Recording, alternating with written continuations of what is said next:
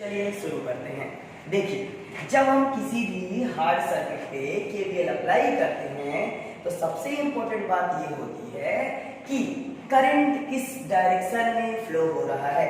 यदि आपको करंट की डायरेक्शन उल्टा क्लियर है तो आप किसी भी सर्किट में केवीएल अप्लाई कर सकते हैं। इसीलिए सबसे पहले हम करंट की डायरेक्शन को क्लियर करते हैं। चलिए देखते हैं।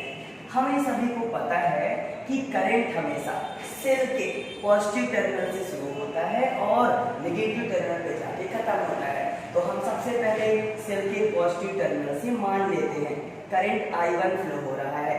अब ये करंट I1 फ्लो होते होते होते होते जंक्शन B तक पहुंच जाता है। अब जंक्शन B से I1 करंट फ्लो होते होते जंक्शन D तक पहुंच जाता है। जैसे ही I1 करंट जंक्शन D में पहुंचता है, हम देखते हैं कि एक करंट दूसरे सेल से I2 भी धीरे धीरे जंक्शन E से होते हुए जंक्शन D तक I2 करंट पहुंच जाता है। अब हमें पता है कि जैसे ही एक जंक्शन पर दो दिशाओं से करंट आता हुआ मिलता है तो दोनों करंट एक दूसरे में ऐड हो जाते हैं और ऐड होकर इस वाली डायरेक्शन में I1 plus I2 current flow होना शुरू हो जाता है। अब इस डायरेक्शन में धीरे धीरे R3 से होते हुए I1 plus I2 current flow होता है। जैसे ही I1 प्लस I2 करंट इस नए जंक्शन में पहुंचता है जिसका नाम C होता है, फिर से एक डायरेक्शन में I1 करंट फ्लो होना शुरू हो जाता है और दूसरी डायरेक्शन में I2 करंट फ्लो होने लगता है और I2 करंट सेल के नेगेटिव टर्मिनल पे जा पहुंचता है और ये I1 करंट पहले वाले सेल के नेगेटिव टर्मिनल पे जा पहुंचता है।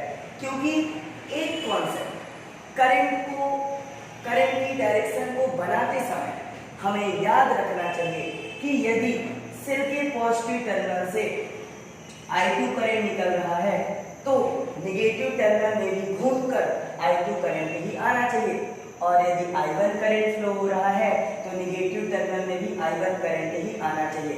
यदि आप इस कॉन्सेप्ट को कंप्लीटली ध्यान में रखते हो तो आपको एक बात का पूर्णतः फायदा मिलेगा।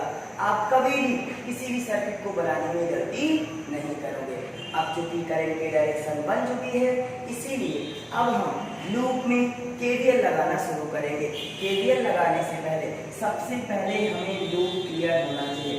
हम लूप ABDCA में केवीएल अप्लाई करेंगे। सबसे पहले अप्लाइंग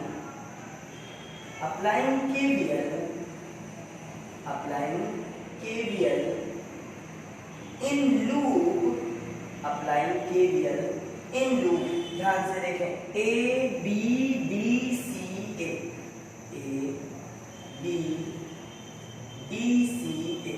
अब जैसे ही ABDC में हम लोग KVL अप्लाई करेंगे, जब हम सबसे पहले A से B की ओर चलते हैं तो हम ये ध्यान देते हैं कि सेल का कौन सा टर्मिनल पहले आ रहा है।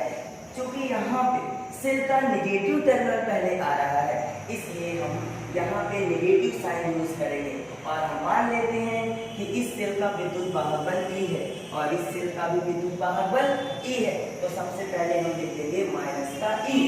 अब इस सेल से जैसे ही आगे बढ़ते हैं हम देखते हैं कि हमारे पास एक रेजिस्टेंस है और आप सबको पता है कि रेजिस्टेंस में पोटेंशियल ड्रॉप कितना होता है V IR, लेकिन यहाँ पे करंट फ्लो हो रहा है I1 और रेजिस्टेंस है R1 इसलिए V हो जाएगा I1 R1। तो हम यहाँ पे लिख देंगे अगले स्टेप में I1 R1 और जैसे ही हम पोटेंशियल ड्रॉप लिख लेते हैं हमें साइन कन्वेंशन की जरूरत पड़ती है।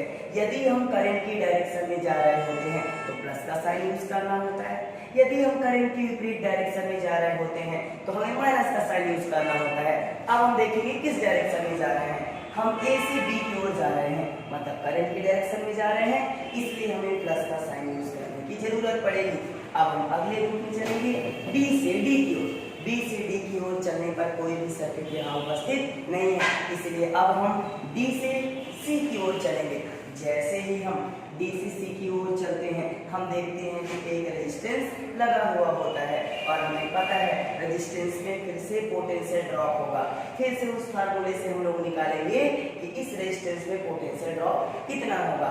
हम देखते हैं V इक्वल टू इस वाले रेजिस्टेंस में कितना करंट फ्लो हो रहा है, आप बोलोगे I1 plus I2 current flow हो रहा है और इस रेजिस्टेंस का मान कितना है, तो फिर आपको बोलना पड़ेगा सर इस रेजिस्टेंस का मान R3 है, तो फिर टोटल पोटेंशियल ड्रॉप कितना हो जाएगा V equal to I1 plus I2 into R3। अब हम यहाँ पे इस वैल्यू को लिख देते हैं I1 plus I2 into R3 और हम देखेंगे हम किस डायरेक्शन में जा रहे हैं, क्योंकि पोटेंशियल ड्रॉप को लिखने के बाद हमें साइन कन्वेंशन यूज करना होता है। तो आप देखोगे हम D से C की ओर आ रहे हैं और करंट भी D से C की ओर ही आ रहा है, इसीलिए हम यहाँ पे प्लस का साइन यूज करेंगे। अब हम लोग एक लूप में केवीएल अप्लाई कर चुके हैं, इसीलिए इसको हम मान लेते हैं इक्वेशन नंबर फर्स्ट। अब आप देखोगे ध्यान से इस सर्किट को आप देखना, इस सर्किट में एक लूप है A B D C A, जिसमें हम लोग केवीएल अप्लाई कर चुके हैं। अब हमारे पास एक दूसरा सर्किट है C D E E C, ठीक है, इसको हम मान लेते हैं F मान लेते हैं, इसको E मान लेते हैं, इसको F कंसीडर कर लेते हैं। अब आप देखो इस वाले लूप में C D F E C में फिर से हमें क्या लगाने की आवश्यकता पड़ेगी, केवीएल लगाने की जरूरत पड़ेगी। अब हमारी direction C D F E C की ओर है, इसीलिए इस लूप में हम इस डायरेक्शन का यूज करते हैं। अब चल फिर से हम लोग केवीएल अप्लाई करेंगे इस लूप में C D F E C में, तो आपको लिखना पड़ेगा applying KVL, applying KVL, applying KVL in loop, applying KVL in loop C D F E C, C D F E C। तो चलिए केवीएल लगाते हैं। अब आप चलोगे सबसे पहले कहाँ से कहाँ चलना होता है, C से D की ओर। चलो चलो, जैसे ही हम लोग C से D की ओर जाते हैं हम देखते हैं कि यहाँ पे क्या लगा हुआ है, रेजिस्टेंस लगा हुआ है और रेजिस्टेंस में क्या होता है, पोटेंशियल ड्रॉप होता है। तो रेजिस्टेंस में हम लोग देखें कितना पोटेंशियल ड्रॉप होगा, आप बोलोगे sir I1 plus I2 into R3, तो हम यहाँ पे लिख देंगे I1 plus I2 into R3। फिर इसके बाद आपको बोलना पड़ेगा कि सर जैसे ही पोटेंशियल ड्रॉप को लिख लिया जाता है उसके बाद बात की जाती है साइन कन्वेंशन की बात की जाती है। तो साइन, अब हम साइन कन्वेंशन यूज करेंगे। हम जा रहे हैं C से D की ओर और करंट का फ्लो आ रहा है D से C की ओर, इसीलिए हम यहाँ पे क्या करेंगे, नेगेटिव साइन यूज करेंगे। अब अगले लूप में चलते हैं। अब हम लोग D से F की ओर जाएंगे। जैसे ही D से F की ओर जाते हैं हमें देखने को मिलता है कोई भी सर्किट यहाँ पे उपलब्ध नहीं है। अब हम अगले स्टेप में F से E की ओर आते हैं और जैसे ही धीरे धीरे F से E की ओर बढ़ते हैं हमें मिल जाता है रेजिस्टेंस। अब आपको पता है जैसे ही रेजिस्टेंस मिलता है वहां पे पोटेंशियल ड्रॉप होना शुरू हो जाता है। कितना पोटेंशियल ड्रॉप होता है, V इक्वल टू IR, लेकिन यहाँ पे करंट की वैल्यू कितनी है, I2 है, इसलिए हम I के प्लेस में क्या लिख देंगे, I2, और यहाँ पे रेजिस्टेंस की वैल्यू है R2, इसीलिए हम लोग यहाँ पे लिख देंगे R2। तो इस वाले रेजिस्टेंस में कितना पोटेंशियल ड्रॉप हो जाएगा, I2 R2 हो जाएगा। तो हम यहाँ पे लिख देंगे I2 R2। अब पोटेंशियल ड्रॉप लिखने के बाद हमें साइन कन्वेंशन यूज करने की जरूरत पड़ती है। तो जैसे ही साइन कन्वेंशन देखेंगे तो हम पाएंगे हम आ रहे हैं F से E की ओर और करंट जा रहा है E से F की ओर। अपोजिट डायरेक्शन होने के कारण यहाँ पे नेगेटिव साइन यूज होगा। अब हम रेजिस्टेंस से आगे बढ़ते हैं।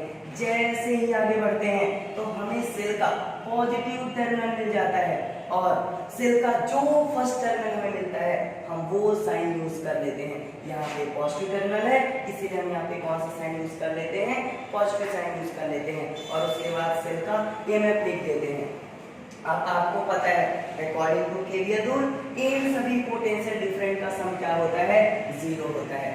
ये हो गया हमारा इक्वेशन सेकंड। इस तरीके से इक्वेशन फर्स्ट और सेकंड को मिला के इस पूरे सर्किट में हमारा केवीएल रूल कंप्लीट हो जाता है।